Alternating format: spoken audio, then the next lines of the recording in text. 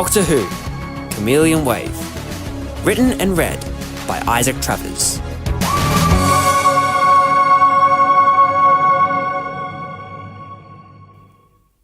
Prologue. It was a breezy and calm night in the town of Dalewick, especially with it being the year of 1994, a time when all sorts of exciting things were happening, especially with teenagers finding an identity in themselves by having fun, going out to the skate parks, or even seeing the big blockbuster hits.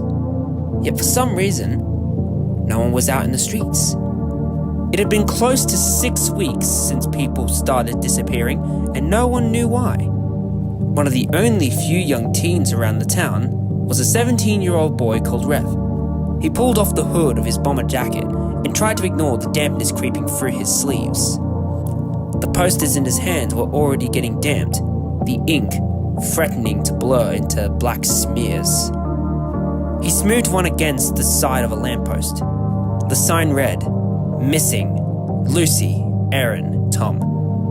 3 smiling faces looked back at him, frozen in time. Beneath them were the depictions of the last seen locations and a number that led to this rattling voicemail inbox. He stepped back, eyes scanning the posters, like it might blink or whisper a clue. "Where the hell did you guys go?" he muttered, his voice roughened by the coldness of the night.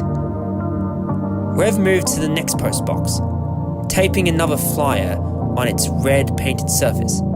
This was the 6th one today. Every time he stuck one up, it felt like shouting into a void. Dalewick wasn't a place where people went missing. It was quiet, predictable, the sort of town that held its breath during a football match or collectively cheered during the pub's Friday night quiz. But now, there was this. Oddness.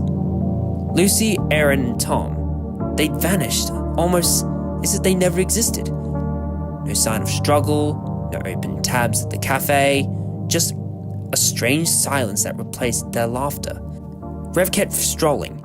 He passed the old library, then the alley behind the bakery where Aaron used to sneak extra pastries, past the phone box that no one used anymore, though someone had recently scrubbed the grass until it shone. He stopped, blinked. There was something rather off. The air started to shimmer, barely predictable, like heat waves rising from upholst.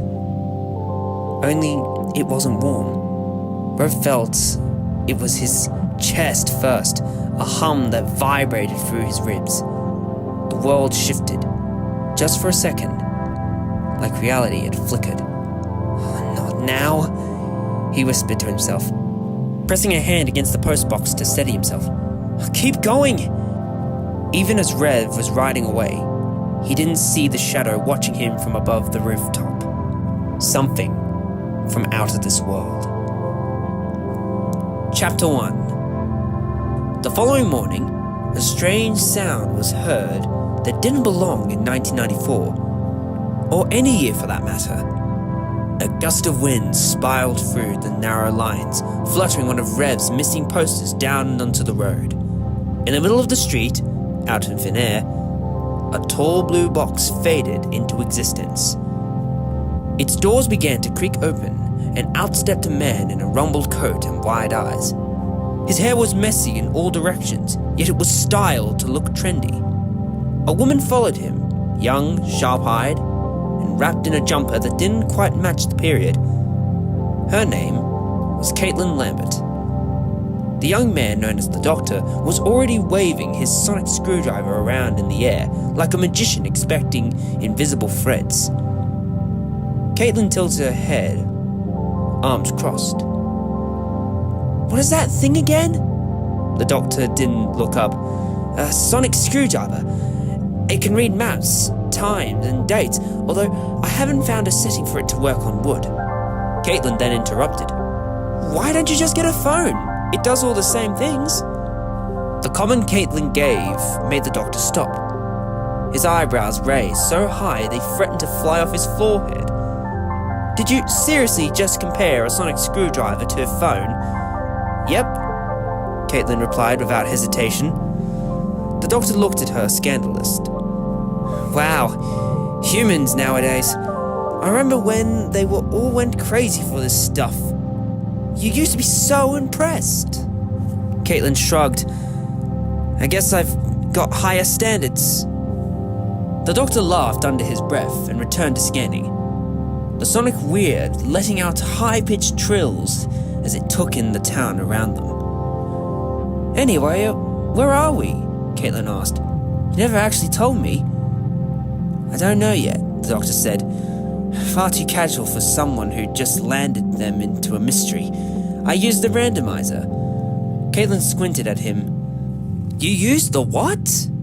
The doctor pointed at the TARDIS and then toward the cloudy sky. The randomizer. It picks a time and place and surprises us. It's like a lucky dip, only sometimes the prize is either killer robots or lava sharks. Caitlin stared.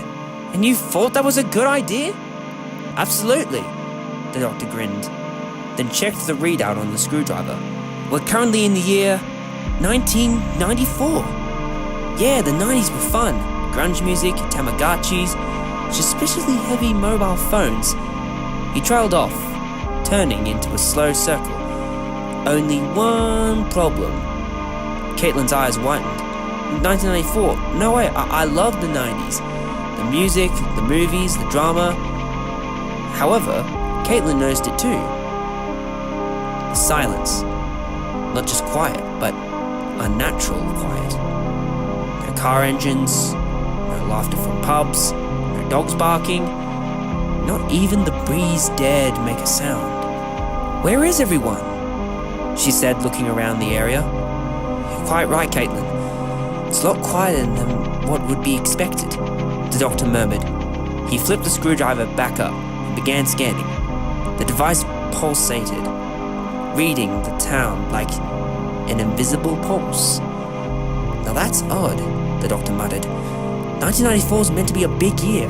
The Lion King was released, Nirvana was the biggest band around, and the Super Nintendo flying off the shelves. These streets should be alive. Caitlin raised an eyebrow. You're telling me all this, but none of it explains why this place feels like a ghost town. Well, let's find out, shall we? Said the doctor. They started walking together, winding past shuttered shops and empty streets. Posters of movie premieres and concert flyers clung onto lampposts, but not a soul in sight. The doctor launched into another story, something about getting trapped in a 90s movie situation with Brigadier Turner and fighting off a rogue T-Rex. Caitlin chuckled to herself.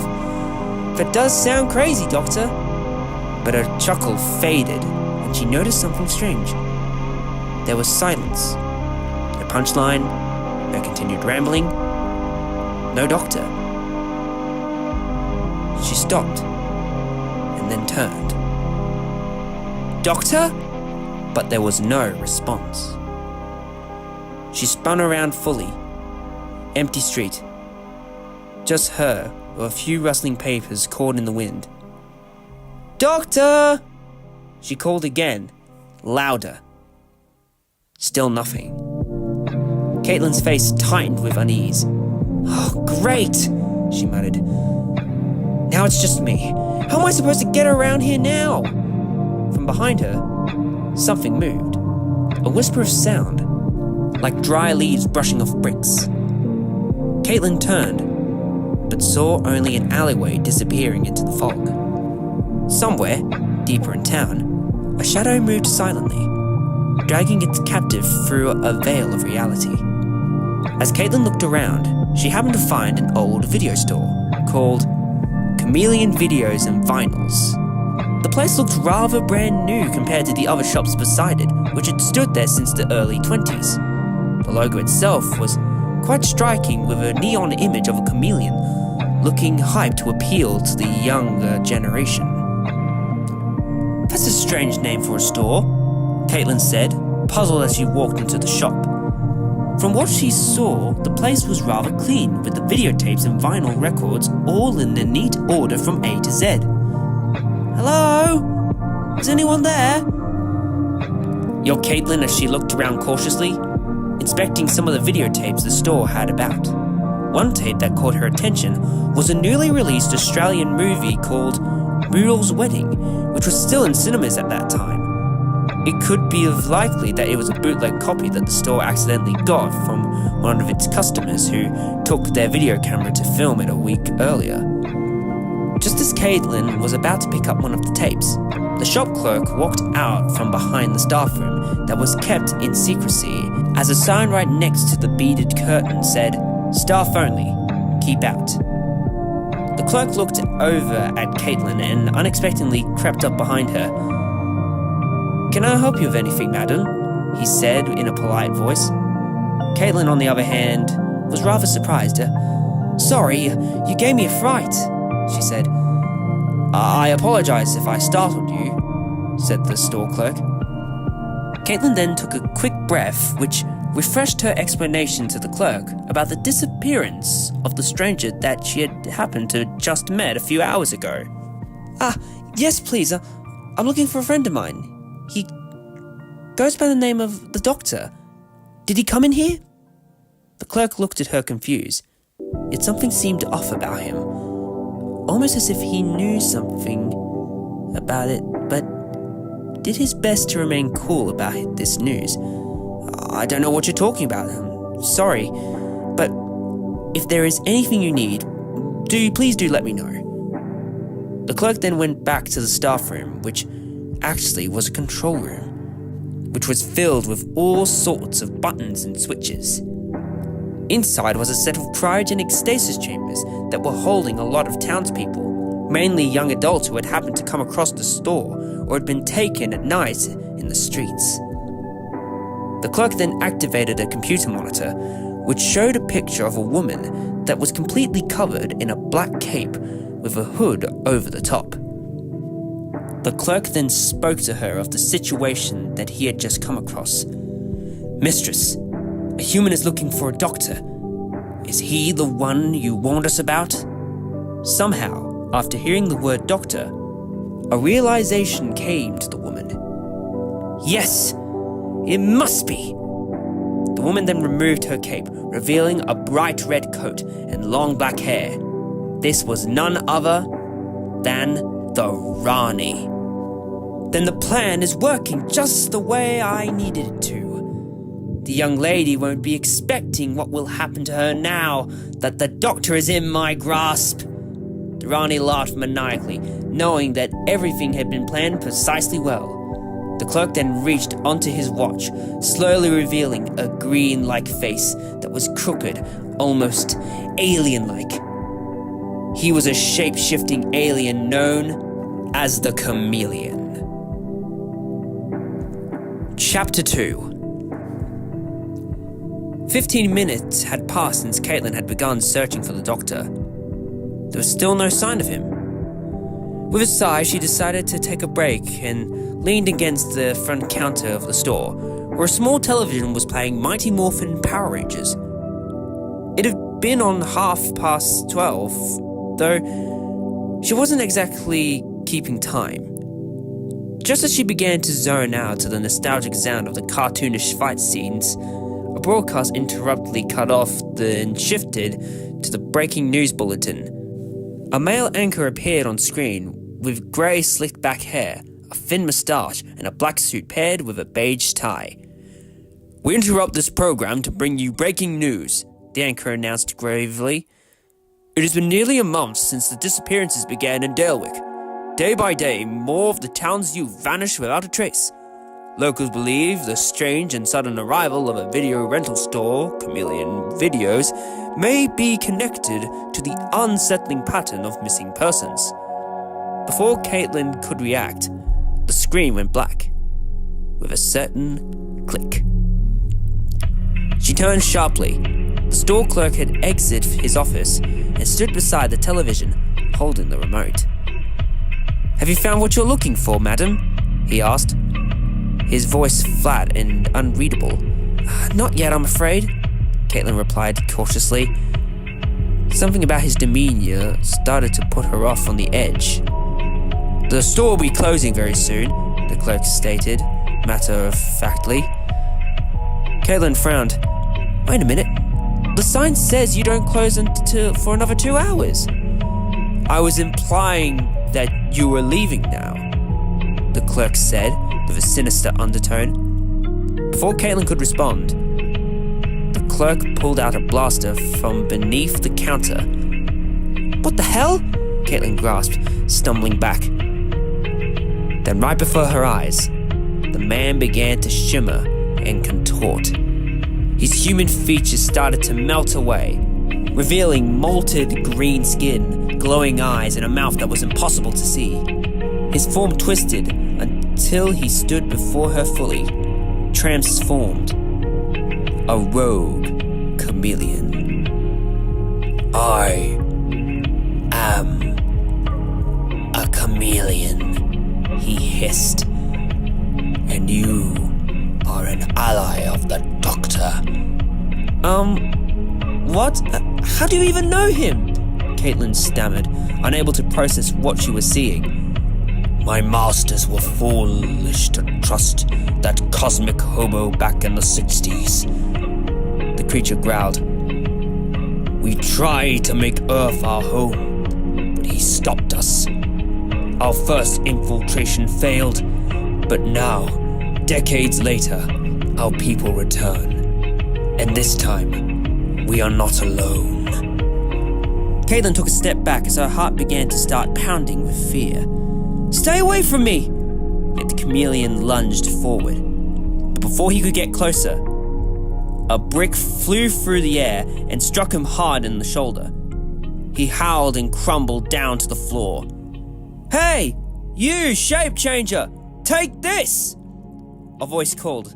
Caitlin looked up to see a teenager, no older than 17, standing in the doorway. For God's sake, come on! He shouted. Just run! Without thinking twice, Caitlin bolted out. The boy was already halfway across the lot by the time she caught up. They burst out into the open air, the cold wind hitting their faces. Quick! Get in! The teen yelled, yanking open a car door with a beat-up sedan. Caitlin froze for a moment, with her instincts screaming in all directions. Then a laser blast rang out. Caitlin had no time to wait. She scrambled into the passenger's seat and slammed the door shut. Another shot. The creature followed them as it raised its blaster. Hold on! The young lad yelled as he slammed the car into reverse. Its tires were squealing as they pleated away from the lot. The chameleon left out a roar in frustration. Damn it! A moment later, the mysterious woman stepped out from the shadows, with her long, dark coat swaying with every graceful step, as her eyes burned with cold calculation. She approached the chameleon with disdain. What's going on here? She asked. Mistress Rani, the chameleon said, bowing his head. The human female has escaped with help from one of the rebels. How pitiful, the Rani muttered, eyeing the retreating car. Shall we kill her the next time we find her? No, you fool, she snapped. Miss Caitlin will be quite useful to my plan. If you find her, you keep her alive.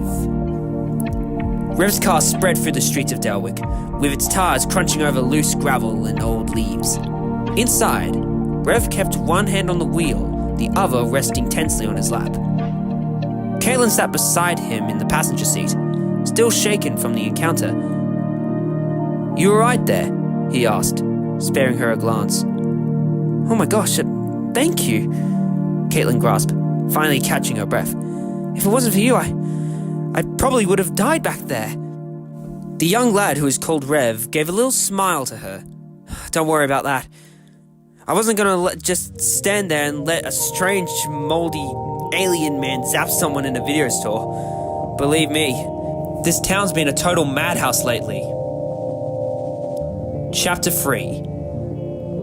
Both Rev and Caitlin drove in silence for a few minutes, passing familiar yet oddly quiet neighborhoods. Eventually, Rev turned down a cracked driveway and parked outside a small 2-story house.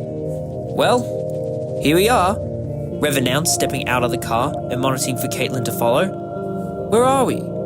She said in confusion. Why, this is my house, Rev replied with a grin. Yet Caitlin gave him a skeptical glance. This is the safe place you mentioned? Yep, Rev said as he was unlocking the front door. It's not Wayne Manor, but it'll do. Come on in, make yourself comfortable. Inside, the house looked like a typical domain for a teenager left on his own devices. The hallway lights buzzed faintly, casting shadows on a pile of sneakers on the wall. Skateboard leaned precisely against the coat rack.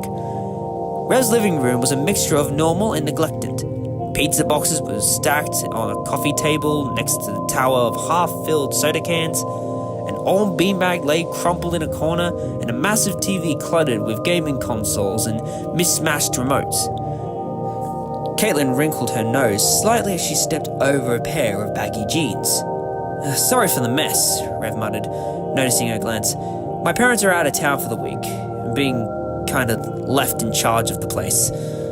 If you count surviving on cereal or instant noodles and as in charge.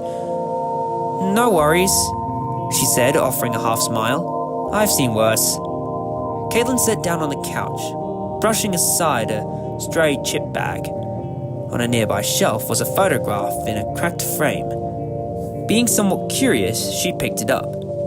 It was a candid shot of 4 teenagers with their arms thrown around each other's shoulders, mid-laugh at what looked like a summer barbecue. One of them was unmistakably Rev, smiling brightly in the center. So, these are your friends? Caitlin asked. Rev looked over and nodded. Yeah, we were close. They were my best friends I ever had. Caitlin raised an eyebrow. Were? What do you mean were? Rev hesitated, sinking into the armchair across from her. Yeah, about that. Caitlin tilted her head, puzzled. Rev leaned forward, with his elbows on his knees. It all started when that weird place opened up. Chameleon videos and vinyls. Caitlin blinked. Really? What's so special about that place? Ever since it showed up, any kid who goes in there doesn't come back. At first, people thought it was just runaways or something, but I started to see the pattern. Then I discovered what was going on. Caitlin then leaned forward. What do you mean? Well, me and the gang decided to check it out one night, just out of curiosity.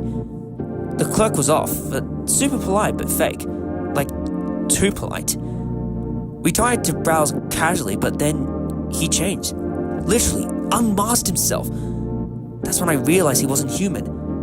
Caitlin's eyes widened. He changed in front of you? Rev nodded grimly. Yeah. Green skin, bulky eyes, the whole deal. He got hold of us and dragged us into the back. I don't know how, but I slipped out and ran.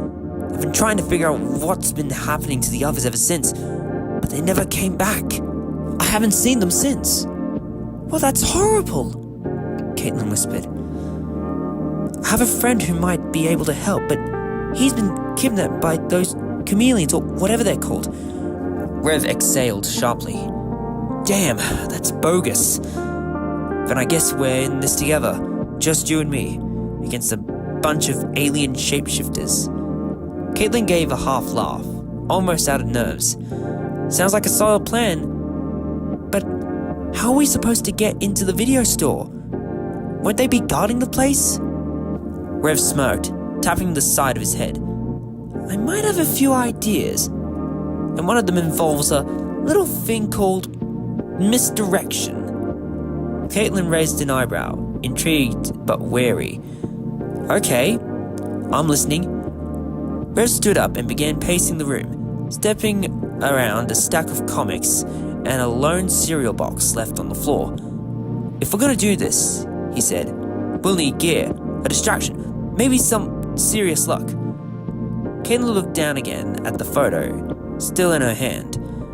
Her heart ached a little, not just for Rev's missing friends, but her friend too. Whoever the doctor was, she hoped he was alive, and if they were going to get him back, they'd had to act fast.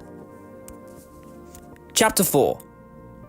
Back at Chameleon Videos and Vinyls, the Rani paced slowly along the edge of a dimly lit corridor deep within the building. Its walls pulsated faintly, with an unnatural glow of organic technology fused with temporal design. It was her own private lab, hidden behind the illusion of the mundane video store. She had been working tirelessly, tweaking her calculations and modifying constant systems, extracting DNA samples from the kidnapped youth of Dalewick. Her goal was greater than mere conquest. It was an innovation. It had been years since she'd last met the Doctor, not since the cataclysmic events of the Eternity War, a conflict that had scourged the universe into pieces. In fact, many planets that were involved were either destroyed or were still recovering from the destruction. During that terrible campaign, she had been infected with the degeneration disease, a rare but destructive condition that plagued some Time Lords and threatened to unravel their incarnations completely. But she'd survive. Now she had to adapt. In doing so, she had passed the illness onto another Time Lord, the Master. He had proven surprisingly cooperative in the aftermath, an ally when it suited him, though the Rani knew better than to rely on his loyalty for long. The Master, after all, was always just one day away from betrayal.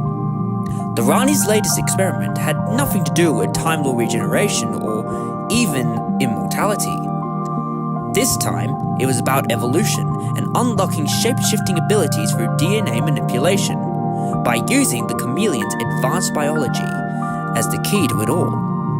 By taking the genetic essence of their human victims, she could bypass the need for physical regeneration and create Time Lords who could shift identities at will. But, of course, she hadn't shared this with the Chameleons. They believed this was all about Earth's conquest and creating human decoys to replace political figures and government controls. It was two factions in one temporary alliance, each hiding their true intentions. It wouldn't be long before their cooperation turned into a conflict. The Rani's thoughts were interrupted as the clerk entered, still in his natural alien form, his skin shifting in color with every agitated breath. "What is it now?" the Rani snapped without turning. "I do tire from these constant interruptions." The Chameleon leader by this point was tired of her employer's constant ignoring of his plans. "You promised our people domination," he hissed. "Why delay any longer?" "All in good time, boys," the Rani replied, not bothering to hide her sarcasm. "You'll get your precious little world once you eliminate the Doctor's assistant. Until then, you run along before I change my mind." As he was dismissed, the clerk growled quietly and turned, stomping out of the chamber. Once outside, he barked orders to his fellow guards to tighten surveillance and prepare for further intrusions. Outside the shop, hidden in the shadows of overgrown hedges, Rev and Caitlin crouched low, watching the building like hawks. "All right," Rev whispered, clutching to his old boombox. "Here's the plan. I'll draw their attention with some killer tunes. I'm thinking a bit of Nirvana. While I'm distracting them, you sneak in and find your friend." Caitlin glanced at him nervously. "Are you sure this is gonna work?" Rev gave a grin. "Trust me, we've got this. Just don't doubt yourself too much. You're braver than you think." Caitlin slowly nodded. "Well, here goes nothing. Best wish me luck." Rev gave her the thumbs up before pulling a CD from his back pocket. A slightly scratched disc called Epic Rock Jams, which Rev probably overplayed quite a bit, popped into the boombox. The volume was cranked up, and the unmistakable sound of Nirvana's Breed blasted through the speakers, raw and defiant. Inside, two Chameleon guards tilted their heads.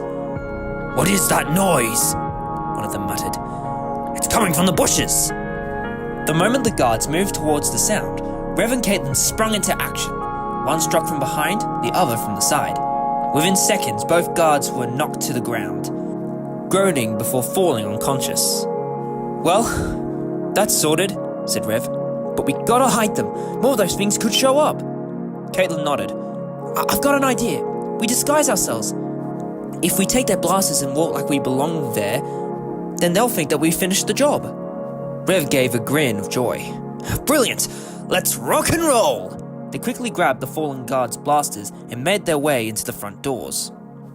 As Rev and Caitlin moved through the aisles, Rev paused, distracted by the gleaming record near the display wall.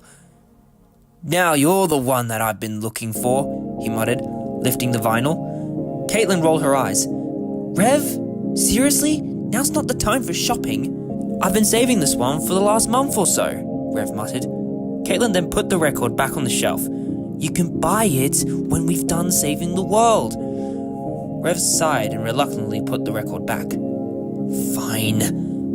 They moved towards the back of the store. Caitlin's eyes narrowed as she spotted the door marked "Staff Only." "If I were the doctor," she whispered, "then this is where I'd be." "You think he's in there?" Rev said, raising a brow. "That's just the staff room. All they keep in there are just restricted tapes and that no one even bothers to rent out.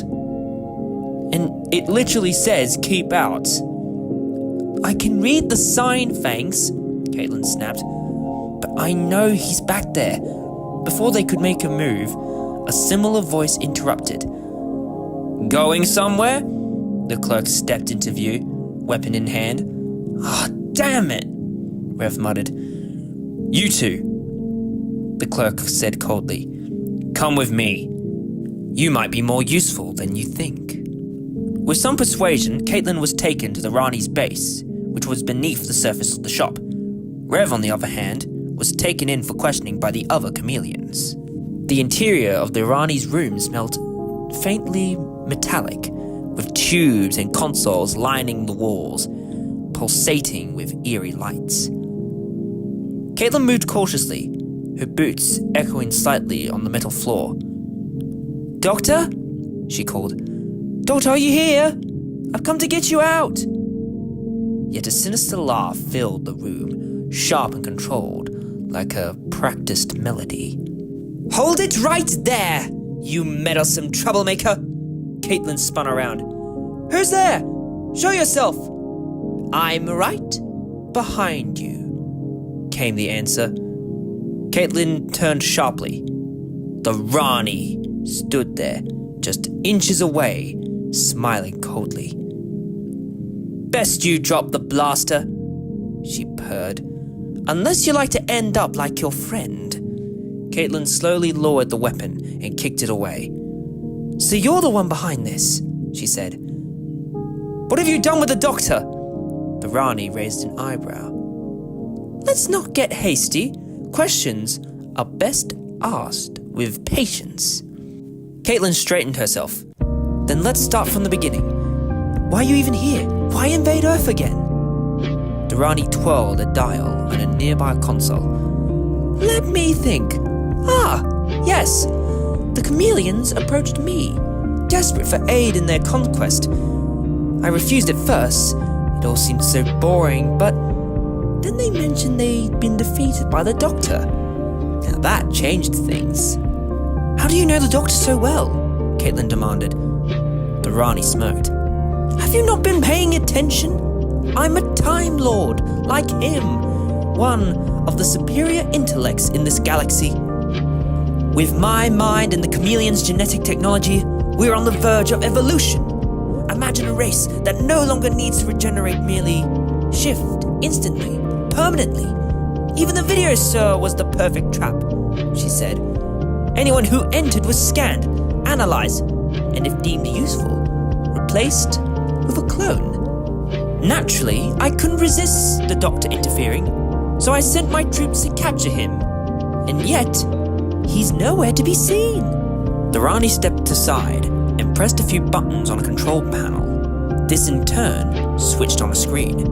What showed was a tall stasis chamber in which Rev was floating in, his body suspended in a transparent fluid, his eyes still open. He was conscious, barely, and struggling weakly against the restraints.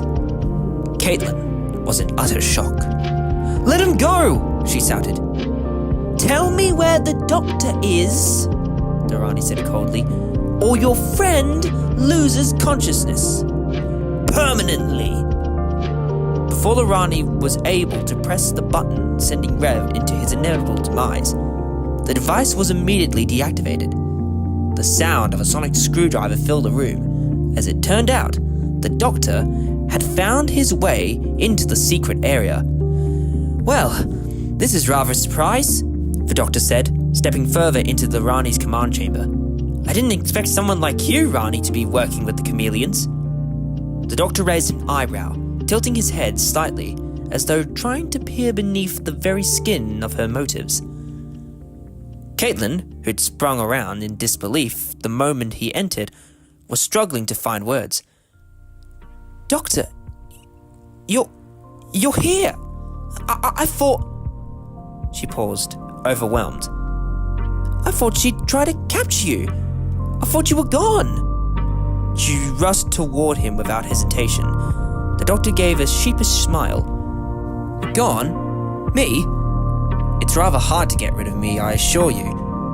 "But where the heck have you been?" Caitlin asked, half annoyed, half relieved. "You were just wandering off and left me in a town full of disappearing kids and alien shapeshifters." I know, he said, hands raised in mock surrender. "It's a long story. Possibly longer than it should have been. I'll explain it, just not while we're in mortal danger." Before Caitlin could say another word, the doctor moved toward the control panel embodied on the wall.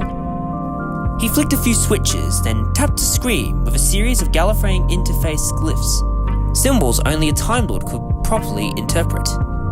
With a hiss, the status chamber where Rev had been floating was deactivated. Steam curled away as the door cracked open. Rev stumbled forward, coughing, his limbs shaking from the unnatural suspension. "Oh, good Lord," he muttered, dazed. "I gotta say, it felt like I was being trapped in a glass jar filled with TV static." Caitlin caught him just in time, bracing him with both arms as he regained his balance. The doctor nodded to him with a kind smile. That'll be the effect of the chameleon body replicator. It tends to model your neural pathways for a bit. Like putting your mind through a blender set to mind disorientation. Rev groaned. Well, that explains the buzzing. But the moment of reunion didn't last long.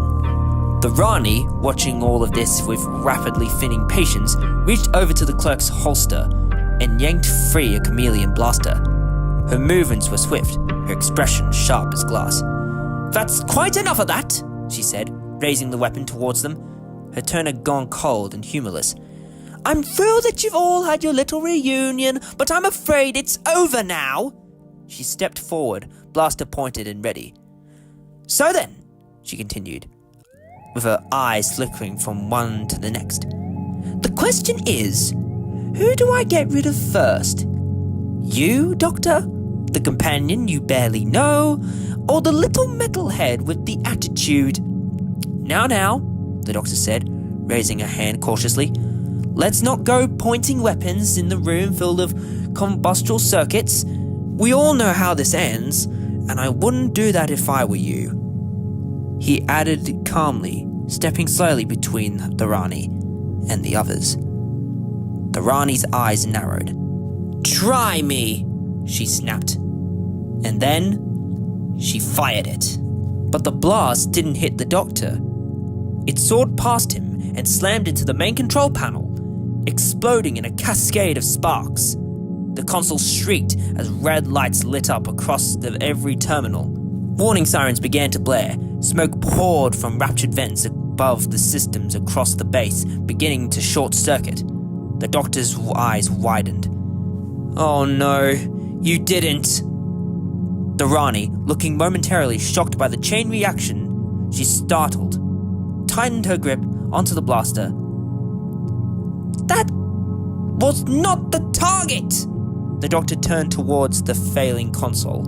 You triggered an overdrive loop into mainframe. It's feeding energy into the wrong subsystems.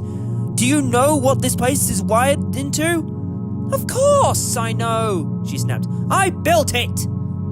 Did you also know this whole place is gonna detonate, and if we don't shut it down now? Caitlin grabbed Rev, helping him toward the door. Doctor, what do we do? The doctor glanced around the room, already calculating. The Rani sabotage just turned the laboratory into a time bomb, and the clock has started ticking. He turned back, eyes blazing. Right then, I'm not going out on a whimper, but we need to try to reprogram everything.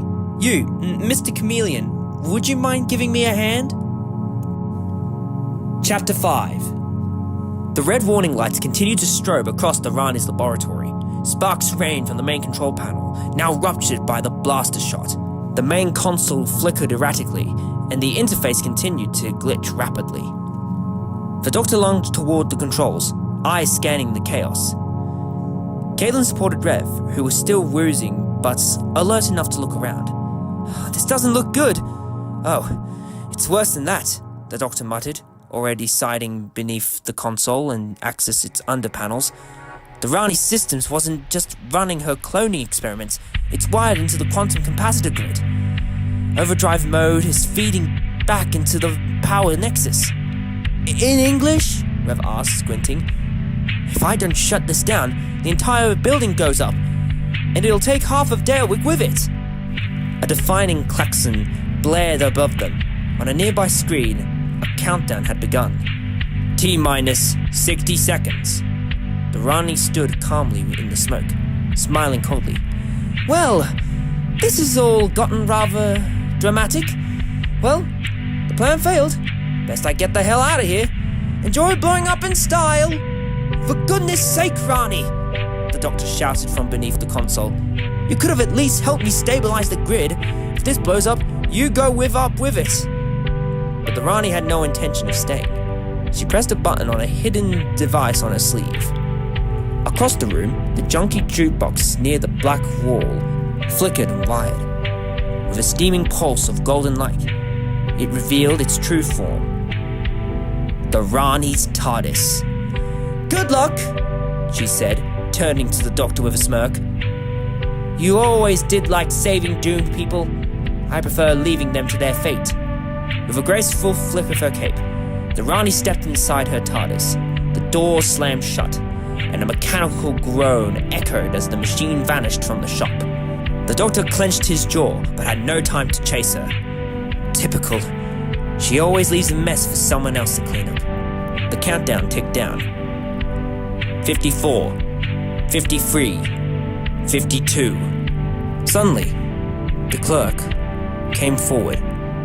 He looked at the doctor with some unexpected guilt. I did not know she intended this. The clerk growled. She promised us freedom, a home, not annihilation. You've got a funny way of showing regret, Rev said, wincing. The clerk stepped forward, past the others, and knelt beside the doctor. You need the central code bypassed. I can help. The doctor hesitated for a moment. You're certain? The chameleon immediately assured the doctor he was on his side. I want to live, and I want the truth. The doctor saw on his face that the clerk wasn't lying. After seeing what happened to his world all those years ago, and the last time that they came, he knew that times had changed. Very well, it's settled. Now, I need you to shut down the override while I cross the link to the failsafe. 43, 42, 41. The two worked fast. Hands moved over flickering panels, sparks flying past their faces. Caitlin sat near the entrance, watching helplessly. Rav just sat on the floor, nursing a headache of her, and half smirking at the absurdity of it all. 30 seconds, Doctor, Caitlin called. I know. Damn, this is turning into some MacGyver situation. Have you tried at least turning it off and on again? Rev said jokingly. The doctor didn't look up. Only every 5 minutes since the 60s. More sparks continued to erupt, and another panel flew past the clerk. 22, 21, 20. The clerk's hand hovered over a crystalline console. Ready? Now! The doctor barked. They both moved into unison, and 2 commands entered at once. A hiss of escaping energy burst from the chamber core. One of the glowing tubes dimmed, lights flickered across the ceiling. 13, 12, 11. Come on, come on, come on, the doctor whispered. He threw a lever. 10, 9, 8, and then one final switch. 7. The countdown froze, and the red lights dimmed. The alarms died off. For a moment, no one moved. Then Rev let out a long breath. Well, he said, leaning his back against the wall. Would you look at that? 7. That's my lucky number. Caitlin turned and gave him a deadpan look. Seriously? Rev then gave her a crooked grin.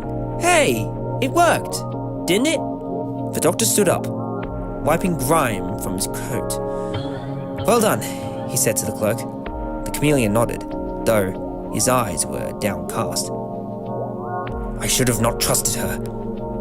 She promised us something better than shadows. Instead, she used us. You're not the first one she's betrayed, the doctor replied, but you chose something different today. That's what matters. He turned to Caitlin and Rev. Right then, you two, let's get out of here. The base is stable for now, but I'd rather not wait around to see if any more self-destruction protocols start humming about. The doctor, Caitlin, Rev, and the clerk ran out of the laboratory and outside the shop. Once outside, all 4 of them saw that the rest of the town remained as it was, with no big changes, but just safe in peace. Rev looked in amazement to see that all was safe and sound. I can't believe it. You brought them back. But how did you do it? The doctor then turned to Rev and assured him with just a few simple words. It's a little something I like to call misdirection. Chapter 6. Now that the threat of the Rani was gone, it would seem rather off if the chameleons to stick around, now that their supposed boss had just ran out on them. Now knowing with the help of the doctor, they can truly trust him again, and find a new world that was much more suited to their liking. We've agreed, the chameleon leader said, in his deep, shifting voice. We will leave this place. We will undo what we can. The doctor gave a small nod. Then return the people you took. Every last one. No duplicates, no mind wipes. You give them back, as they were. And in return, no charges, no consequences. You walk away peacefully. One of the younger chameleons then hissed. And where do we go? Somewhere new, the doctor said gently. There are plenty of uninhabited worlds out there. Places where your people can build a future of your choosing. But Earth isn't it. Not like this. The clerk grabbed a portable control terminal, one of the few instant systems left, and began inputting a series of organic coded commands. Only a few short moments later, throughout Dalwick, the people began to reappear. First in the town square, then in the parks, shops, and the homes. Confused, but safe. A teenage girl who'd vanished after renting a horror VHS now blinked in the light outside of the corner shop. A local band, missing for nearly a month, materialized mid-chord in the town hall. Rev stood frozen as the shimmer of light took form beside him. 1, 2, then 3 of his closest friends returning. It was Lucy, Erin, and Tom. Yo, Rev! Tom yelled. Rev blinked, then grinned. No way! He threw their arms around each other in one big, messy reunion. Across the store, the ground rumbled. The doctor stepped back as the record shop began to glow, its roof separating into metal plates, shifting upward like petals. A low hum filled the air as a concealed craft, taller and broader than any of them had guessed, unfolded from within the humble storefront. With a final burst of energy, the entire building lifted into the sky, rising slowly like a great ship breaking free from gravity. Its surface shimmered like vinyl under sunlight. Rev stepped beside the doctor, shielding his eyes. "That's gotta be the weirdest thing I've ever seen. A floating record shop flying off into space," the doctor grinned. "Believe me, you haven't seen weird until you had lunch at a diner that travels through time." Rev blinked. "Wait, what?" "That's a long story." With a final pulse of light, the ship vanished into the clouds, leaving nothing behind but a patch of scorched pavement and blinking neon signs that spattered once, then died. Rev turned towards his friends. "Well, I think I've had enough weirdness for 1 week. Who's up for hitting the skate park?" The cheers of his friends faded as they ran down the road, laughing like kids waking from a dream. Later that afternoon, Caitlin sat on a bench near the small local cinema, sipping a soda and watching as the town folk slowly returned to their routines. The world felt normal again, but normal now seemed like something else entirely. The doctor joined her with a quiet smile, pulling something small from his coat pocket. It glinted in the light. A key. She stared at it. "What for?" "Let's call it an invitation," the doctor said, holding it out. "To the TARDIS." He gave her that look of welcoming, as if Caitlin was taking her first steps into a much larger world that he had stepped in years before. "To everything." She took the key and placed it safely in a secret pocket. "So, now what? Before we go, I wanted to check something." The doctor glanced forward towards the cinema across the road. A new poster had just gone up. It was for a newly released drama titled Forrest Gump. Caitlin raised a brow. "Wait, you're a time traveler and you want to sit in a theater for 2 hours?" The doctor then gave her a smile. "There's always time for a Tom Hanks film." They stood and crossed the road together. As they entered the cinema, the world behind them ticked forward again, moving toward the future. One reel, one moment, one choice at a time.